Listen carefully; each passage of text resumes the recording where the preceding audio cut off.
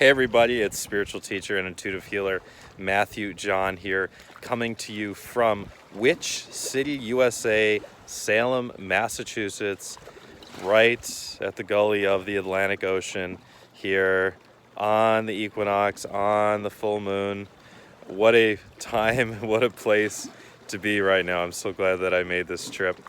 One of the things I want to discuss is Black Moon Lilith in astrology. Black Moon Lilith is something that's not talked about a whole lot in astrology. It's kind of a niche thing. Some astrologers talk about Black Moon Lilith, some don't. I want to talk about Black Moon Lilith. I have always been fascinated with Black Moon Lilith.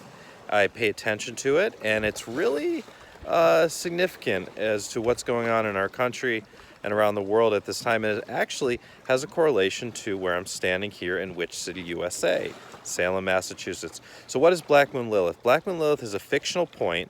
It's not a planet. It's not the moon.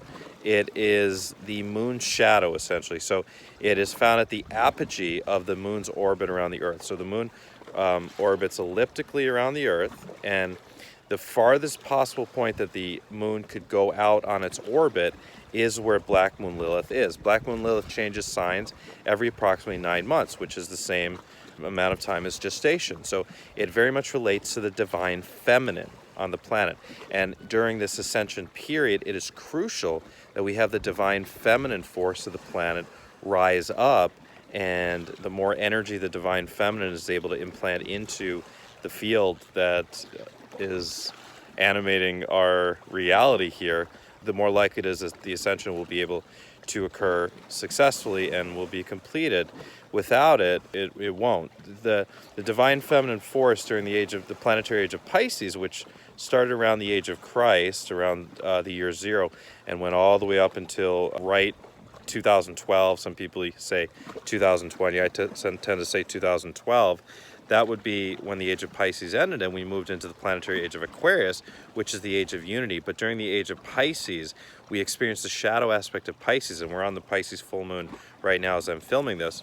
The shadow aspect of Pisces is extreme duality, and there's the suppression actually of the masculine force against the feminine force. And that's what we've seen on this planet over the past 2,000 years, is the suppression of the feminine force. Here in Witch City, USA, the reason why I'm here filming this video is exactly to explain this. Salem, Massachusetts is the famous home of the Salem Witch Trials of 1692, where 14 women, 5 men were falsely accused of being witches, and they were hung or otherwise killed. And it was the Christian Puritan society being extremely paranoid about magical powers of the feminine force. And it's not a coincidence that there were mostly women that were put to death in the Salem Witch Trials. Salem, Massachusetts represents that suppressed divine feminine force. And it's amazing now, almost 350 years later, how paganism and Wicca is huge in this city, and it's very much accepted. This is the city where people go to experience paganism and Wicca, and it's kind of known that around here this is what people do, and it's a very much accepted thing, as opposed to back in the late 1600s and the early 1700s, when the U.S. was first being colonized, the paranoia of the church against paganism. And this really relates to Black Moon Lilith, because Black Moon Lilith represents the suppressed feminine, the suppressed divine feminine.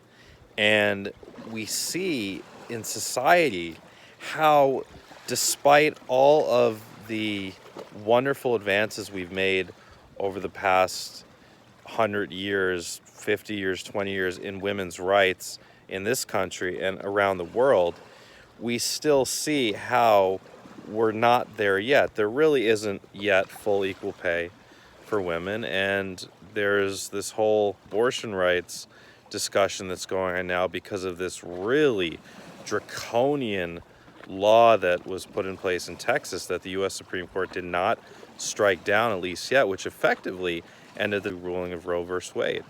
And I know a lot of people have different thoughts on abortion, and I'm going to get into abortion a little later in this video.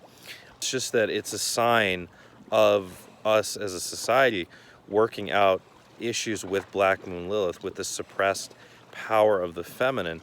And this is happening because on the last new moon, we had Lilith joining, conjunct with the North node, the North lunar node in Gemini. The North lunar node is retrograde in Gemini. The North lunar node represents the soul's mission when you're reading your individual birth chart. On a collective level, it represents the higher mission, the higher trajectory of us as a society, us as a one planetary human race. So that being in Gemini, and Gemini being an air sign that represents, I mean, so much has to do with the internet and technology. Gemini has to do with, it's all about communication, and it's all about a desire to be free and untied and untethered, right? And the idea of this Gemini freedom kind of goes up against some of the dark side of Aquarius, which is the restrictions that we're seeing now, and we're going to continue to see play out over the next couple decades with Jupiter and Saturn's conjunction in December 2020 in Aquarius. It started a 20-year cycle between Jupiter and Saturn of this really intense Aquarian energy, which expands technology kind of exponentially, but also creates restrictions to freedom on the planet. But anyways, with this conjunction that we had on the Virgo new moon, that coincided exactly with the news that the Supreme Court in the United States refused to strike down the Texas abortion law, which is really interesting. And now on this Pisces full moon, we have another aspect with Black Moon Lilith. We have Black Moon Lilith trining Saturn. Black Moon Lilith, she's trining Saturn. And this almost exactly, just like on the Virgo new moon, it was almost exact, the conjunction with the North node in Gemini. And with her trining Saturn, what this is it's an opportunity for the divine feminine to reemerge and to cement herself as a force to be reckoned with in a positive way on the planet for a long time, because Saturn is all about something that is able to sustain. Saturn is all about the long term, and Saturn's is Capricorn. It can be a very masculine force. So this really has to do with the opportunity for the divine feminine to very powerfully rise up. So it'll be interesting to see what happens with this Texas abortion law over the next couple of weeks, because I think things could change, and I think we could see a reversal, especially being in Mercury retrograde, where the Supreme Court maybe overturns it if a proper case is brought to the Supreme Court. I would not be surprised at all. So Black Moon Lilith is, what does she represent? She represents, as I said, the suppressed divine feminine. She also represents suppressed sexual traumas. She represents the taboo in society. Everything that society wants to pretend doesn't exist. Drug abuse, prostitution, dark pornography, dark desires of the dark psyche, dark sexual desires, anything taboo, anything that we want to just cement over on the streets. You know, it's the rats running through the subway system in New York City or Boston. It's the homeless in Los Angeles living in tent cities, juxtaposed with the Hollywood elite that are doing horrible things to babies and children. And like both of those fall under the realm of Black Moon Lilith. But I don't want you to think that Black Moon Lilith is a dark or negative force. It's not at all. What it is it's there to bring light to the darkness. Okay, right now I'm doing this video for a reason, under the dark, under the moon, because I want to talk about these things that are not illuminated easily. They're uncomfortable to discuss, and this is exactly what Black Moon Lilith brings to the surface. It's uncomfortable to talk about abortion. It's uncomfortable to talk about whether a woman should have a right to her own body or not. And there's so many people have very staunch opinions on either side. The kind of less taboo and dark side of Black Moon Lilith has to do with our suppressed feminine power within, whether you're a man, woman, transgender, whatever you are. No matter what your gender or sex is, you have that divine feminine force. When it's suppressed, which we can see very easily in toxic men, the toxic masculine, the narcissistic male ego, the narcissistic male consciousness. And we see that being a product of the suppressed divine feminine, which is the soft, creative, nurturing energy. When someone has shoved that down because perhaps they were taught that that was wrong. This happens a lot with men. They're taught that it's wrong to nurture, it's wrong to be nurtured, it's wrong to feel feelings or to cry. It gets just suppressed down below the solar plexus all the way into the sacral. And what's around it as a defensive mechanism is anger and violence. And these are both aspects of Black Moon Lilith, both the suppression of that divine feminine force and the result of that, which is the violence and the toxic aggression that ends up being a part of someone's personality because of that. Black Moon Lilith can also be deep, deep hurts that have to do with parents that really, really injured you. That pain, that trauma is under the realm of Black Moon Lilith, as well as the darkness that the person who hurt you was acting up under, because there was something in them, in their psyche, in the dark psyche, that they acted out from. You know, as we ascend as a planet, the meaning of Black Moon Lilith will change, and she'll no longer represent that muck and the dark psyche and all that's suppressed and the suppressed divine feminine, and she'll no longer have to represent, you know, witches that were hung because they were using candles, you know, here in Salem, Massachusetts hundreds of years ago. Or really, witches have been persecuted.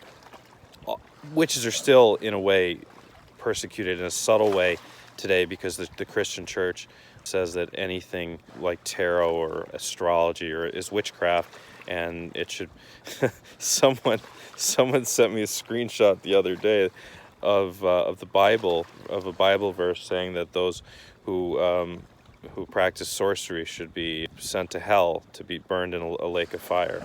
I mean, and this is still in a book. A lot of the world takes as gospel, as word for word, and this is what Black Moon Lilith is now. But on the ascended new earth, Black Moon Lilith will no longer be that, and that aspect in astrology will kind of lose its significance.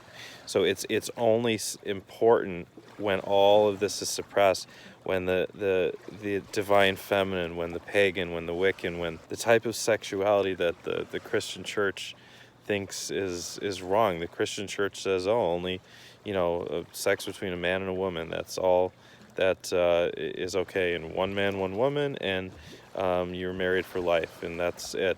But we see nowadays people are having polyamorous relationships, people are homosexual, people are bisexual, and that's a great thing, because that's lessening that just hold of that taboo by the church, by the mores of the Puritan society. It's starting to break free.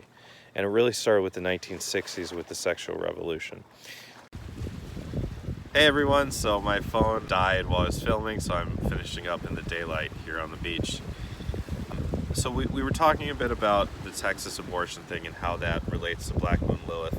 It's hard for men, first of all, and I am a man, and it's hard for women who have never been pregnant, or women who have never had an abortion, or were faced with the decision whether to carry a child when they really weren't in the right mind to do it. If, let's say, they had an awful, toxic, narcissistic boyfriend. These are the type of things that it's hard for men or women who haven't been in these situations to relate to having to be faced with that choice. So it's hard for people who haven't been in that situation to understand. It's certainly impossible for devout Christian right-wing politicians to understand as well. Look, I'm not a Democrat, I'm not a Republican. I actually pretty much always vote, if I do vote, outside of the two parties. But I do believe a woman should have the choice to do what she feels is right with her womb, you know. And it's women that are being singled out here. I mean, the way that this law in Texas is set up, it allows for anyone who helps a woman get an abortion after 6 weeks, which is before probably 50% of women even know they're pregnant, they can be sued, and the people who bring the suit can be rewarded $10,000. And it's really creepy, draconian 1984 style rat on your neighbor to help out the state. It reminds me of the Salem Witch Trials, which I'm here learning about in Salem, Massachusetts. It reminds me of that same energy of let's single out women, and because we don't understand what they're going through, we don't understand them, and let's persecute them. And it's just, to me, regardless of your belief on if abortion is right or not, when is it right, when is it not, when is it moral, when is it not, how late in the term, can you just see that for a large number of women it might feel like they're being persecuted, singled out, especially if they live in the state of Texas. And that's why I think this is a crucial sign of Black Moon Lilith and the divine feminine coming up to the surface and trying to regain her power, Just like the women here in Salem, Massachusetts that were hanged during the Salem Witch Trials. They're a beacon of possibility for the divine feminine to rule over the planet in a way that we need. I mean, we need the pendulum to swing to the other side. We need the divine feminine to kind of be in charge on the planet, and for the divine masculine to then find itself in relation to the divine feminine. Because right now, the shadow masculine still rules over the vast majority of the planet, really everywhere except for like the Himalayas, which are very matriarchal, divine feminine oriented societies. So regardless of your thoughts on it, and I'll just share that from my research, I've spent the better part of the past decade trying to figure everything out, but I do believe there's not even a soul in there until the second trimester. And I'm not the only one to believe this. For example, Michael Newton, who wrote the very famous book Journey of Souls, he said that in 40 years and over 7,000 regression sessions, he never had an example of a client that saw themselves coming into the womb prior to 4 months. In Islam, they believe that ensoulment, or when the soul comes in, is at 120 days. And even if you are someone who had an abortion later on, let's say after the 4-month mark, there's still no guarantee that there was a soul there.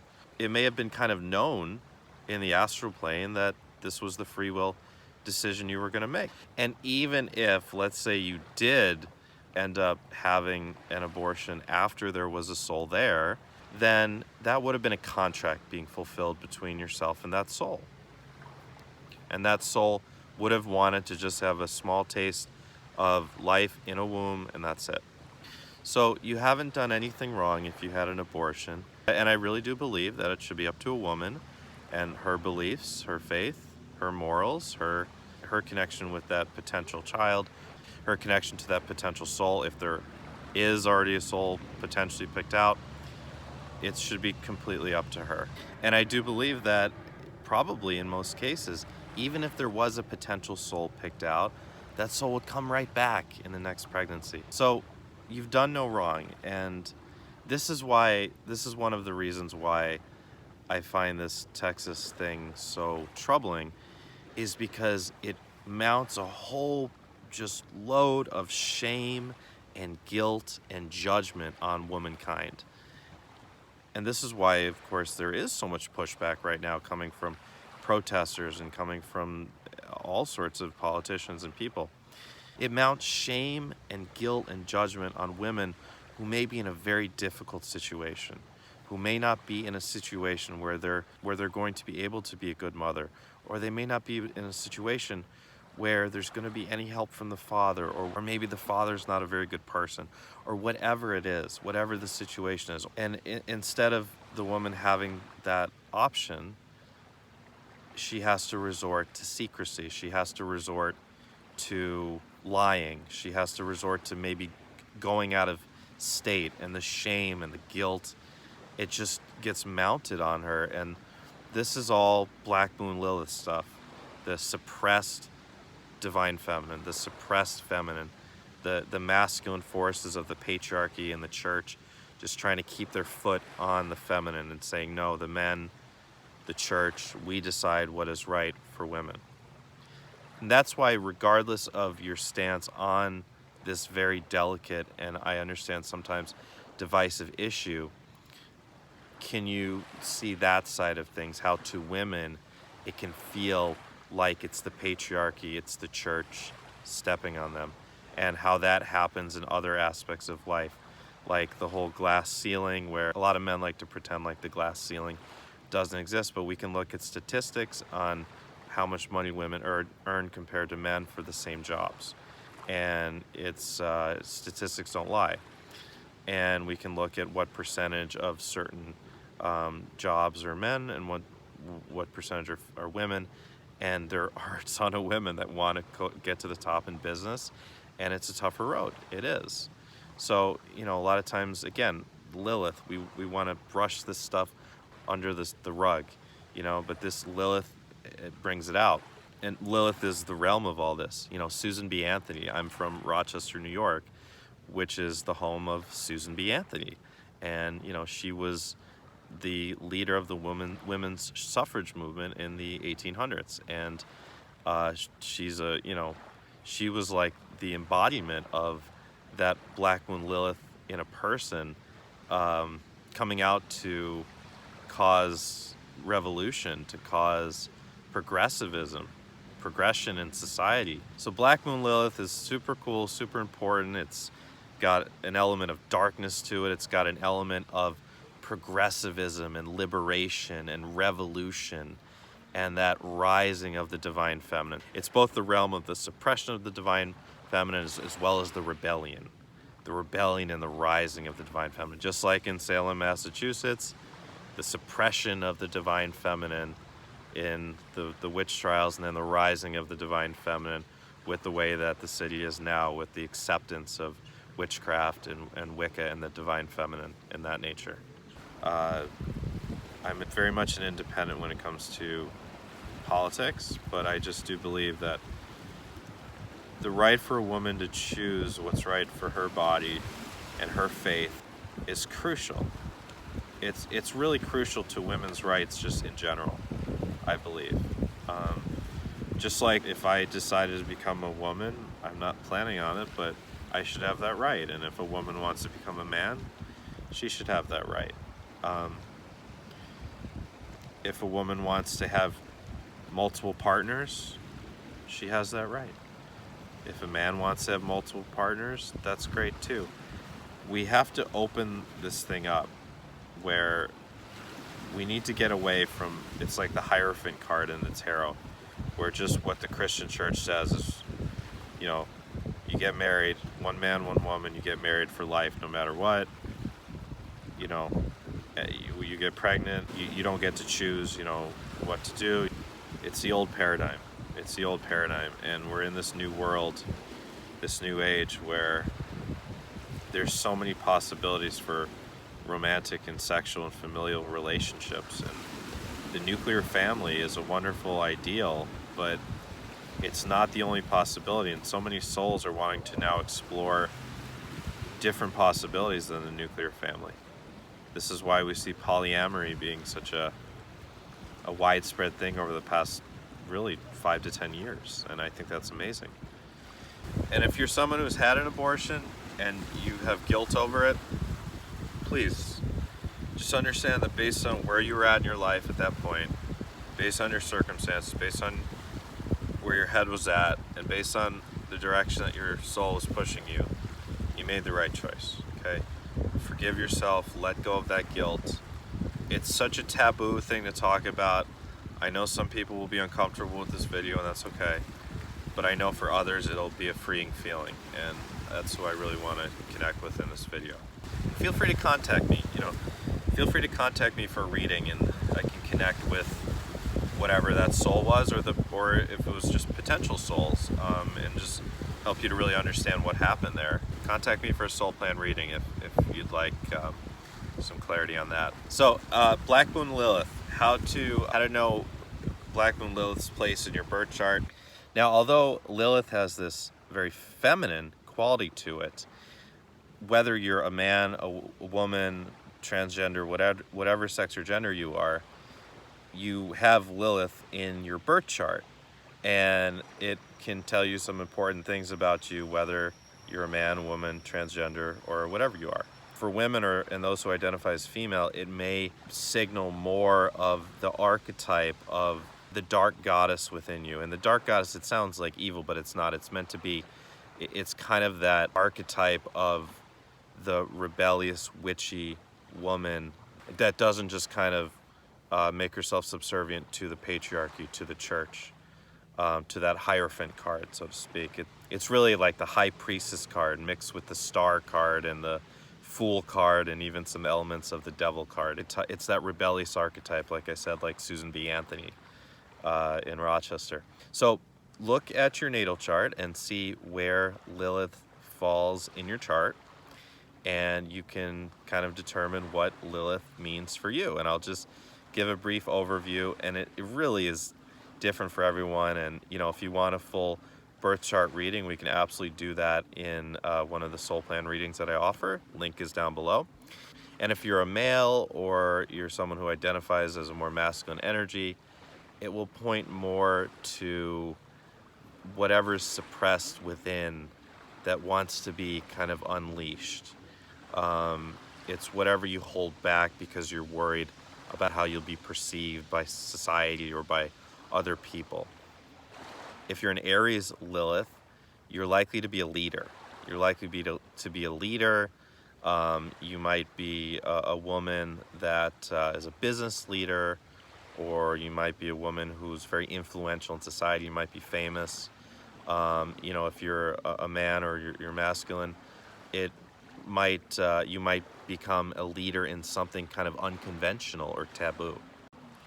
If your Lilith is in Taurus, you might find yourself being someone, whether you're a man or woman or whatever, who is super interested in relationships, like relationship after relationship, and romanticism and sex, and experiencing all aspects of the physical world, including some taboo aspects of sexuality. And also, perhaps you could tend to really enjoy luxury and money, and a trap could be greed or materialism. If your Lilith is in Gemini, I'm a Gemini Lilith, you will probably be super talkative and outgoing and want to meet a whole bunch of people, and you'll likely be someone who wants to talk about a wider range of topics, and even topics that people aren't really that usually interested in, kind of obscure topics, and maybe taboo topics as well. If your Lilith is in Cancer, especially if you're a woman or a female energy, you likely really embody that goddess energy, and you probably are just naturally very attractive to people, especially other women, and people really see you as a goddess, as someone who is like embodying the divine feminine. If you're a masculine force or a man, and you have Lilith in Cancer, you might really kind of be pretty feminine. You might always feel kind of feminine within and really connect with feminine things. If you have Lilith in Leo, whether you're a man, a woman, or whatever, you're likely to be really alluring and enticing to people, and probably really popular, and maybe you dress gaudy. You might be just naturally very attractive. People want to be around you, but the dark side of it is getting into obsession with how you're perceived, how others view you, money, materialism, and your looks being the only thing that you focus on. So, Leo Lilith can be, your actors and actresses and singers and rock stars and models, and it's one of those kind of fame aspects. Lilith Virgo can be kind of type A personalities, be perfectionist, be obsessive about things, and also can be a bit obsessive about how they're perceived, how the outer is perceived. And especially women who are Lilith Virgos may take on more of a dominant energy in sexuality and with men. It's the archetype of the dominant woman. And for men with Lilith and Virgo, it's likely to be more of just the perfectionist, the very well-kept, you know, always wearing a suit sort of archetype. Someone who would be very good at something like business, very organized, very cleanly. Lilith and Libra. Libra is an air sign that can be a bit passive. So Lilith and Libra, the kind of the trap of Lilith and Libra is you can tend to attract narcissistic relationships, and you also might lose yourself in relationships, lose yourself in your partner, and kind of lose your identity. Lilith and Libra can always kind of have like an identity crisis, but the bright side of Lilith and Libra is they're very alluring and appealing for women especially, and for men it would be someone that is probably passive and yet very kind and gentle and nice. But even for men, they may risk finding themselves in a relationship where they lose themselves. Lilith and Scorpio. Scorpio is kind of known as the home sign of Lilith, even though Lilith doesn't have an official home sign. But Lilith and Scorpio will make you very sexual and very adventurous sexually, and very much into fantasy sexually, and it's a very sexual aspect. But it also is someone who will be probably deeply intuitive, psychic, someone who investigates and gets to the bottom of things and cuts through the bullshit and knows when other people are lying. That's a pretty powerful aspect, whether you're a female or a male-oriented person. If you have your Lilith in Sagittarius, you are likely someone who, you're like that Susan B. Anthony archetype. Aries would be like that too, where, you know, no matter what the outside world is telling you or what the opposition is, you go after what you want fearlessly. Whether you're masculine, feminine, male, or woman, Lilith in Sagittarius is fearless and goes for it and is a natural leader, and people want to follow. Lilith in Capricorn may kind of find themselves obsessed with power. It's an aspect one has to be careful with. It can be kind of a narcissistic aspect. On the positive side, Lilith in Capricorn, someone is likely to be very good at accomplishing things and being a leader and being someone that people listen to. One just has to watch out for a tendency to want to fall into a trap of controlling others, controlling things around you. Lilith in Aquarius may feel always like a black sheep, never welcome in groups, feel like they're always being, you know, judged or ostracized. And the higher aspect of Lilith in Aquarius is basically one is being a revolutionary. That's another aspect of a potential kind of revolutionary figure, is that Lilith in Aquarius, if they go to the higher side of Lilith in Aquarius. And last but not least, Lilith and Pisces, such a feminine aspect. Pisces, that's a real strong goddess energy, but it's like the quiet goddess energy. This is the energy of a psychic and a witch and someone who is just working with the divine feminine energy, but quietly, and kind of quietly holding that divine feminine frequency for the planet. And that could be male or female. And also Lilith in Pisces is likely to be a dreamer, and likely to be someone that can get very lost in their dreams. Probably the dark side of Lilith in Pisces might be getting too lost in illusion or dreams or the astral world, which can be the case for any astrological aspect that has to do with Neptune or Pisces. So I hope I didn't miss any there, and I hope you got some clarity about what your Lilith sign means. Lilith is so cool. There's not a lot out there on it. So I hope that you enjoyed this video. If you're interested in an astrology reading, I'm not an astrologer, but I do birth chart readings in my soul plan readings, especially sometimes the 35-minute readings I don't have time to do them, but in the longer readings I almost always do astrology for people as well. I love to incorporate astrology into my readings as much as possible, and I'll definitely be doing more astrology videos on this channel. And if you're a witch or a pagan or a Wiccan, or you're interested in that sort of stuff, you're psychic or whatever, and you've always wanted to learn the tarot, you've wanted to say fuck you to the church I'm going to read tarot cards or whatever it is.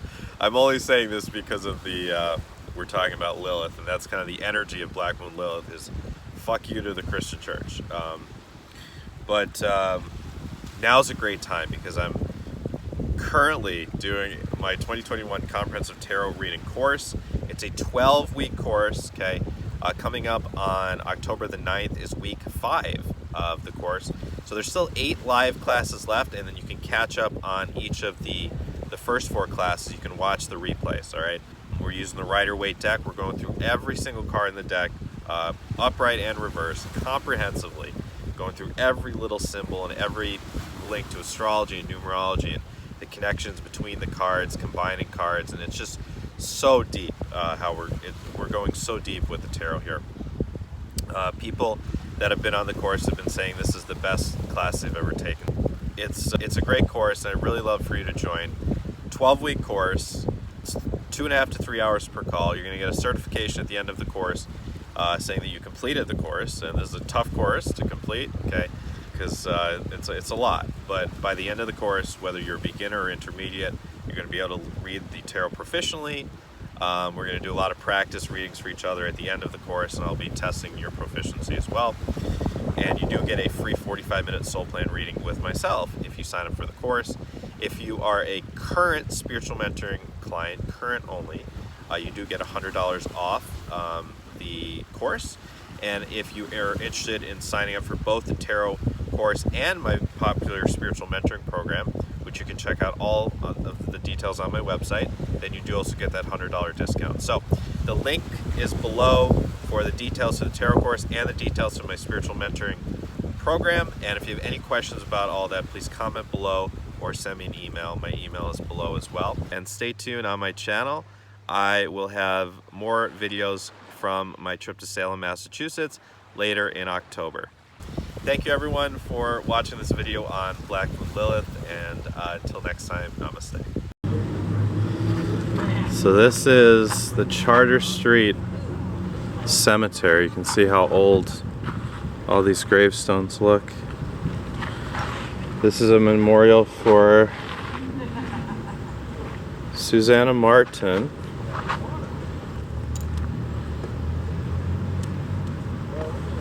Wow, look at this letter someone wrote this month to their great-grandmother, Susanna. Generational. Wow. Amazing. I promise to live in your power of the divine feminine. Exactly what I was talking about Black Moon Lilith. Exactly Black Moon Lilith. Elizabeth Howe. See, these women, these Salem Witch Trial women, represent that Black Moon Lilith. Power of the suppressed divine feminine.